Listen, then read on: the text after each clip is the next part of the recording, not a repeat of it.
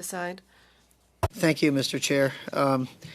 With respect to the amendment, it does, the language of the amendment, I think, although I don't think any of the members of our team are against studying a few more assets over there, that's for sure.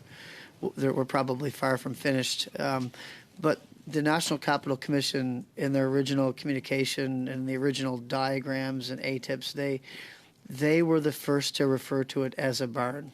So we will likely end up voting against the amendment just because of the language, though we don't necessarily disagree with including a few more assets. I just wanted to draw your attention to a couple of things.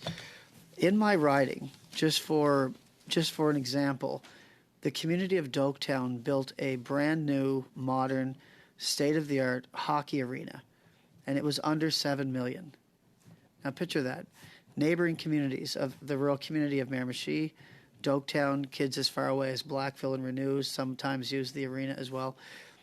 The barn at the Rideau properties cost more than a brand new, modern hockey arena. Think about that. Think about it for a minute. Think of the two biggest projects for the city of Miramichi in the past 10 years. Dredging the river was going to be paid for by a private company. It was a $12 million cost. The river had been dredged probably since they were able to start dredging, maybe late 1800s, early 1900s. By 1994, it wasn't dredged anymore. So we were a port town originally, my community.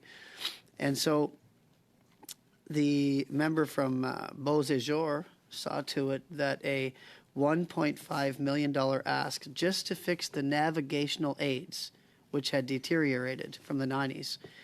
That was declined by this very government, as well as $5 million for the Northern Energy Solutions pellet mill, which was going to be situated in Newcastle on the former REPAP properties. That was going to be for tools, equipment, and jobs. It was a total project of, I think, around $80 million, if I remember.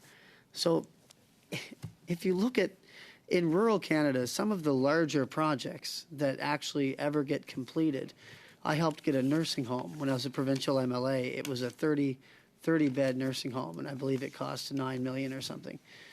So if you look at the cost of an $8 million barn, nobody can understand the concept of that.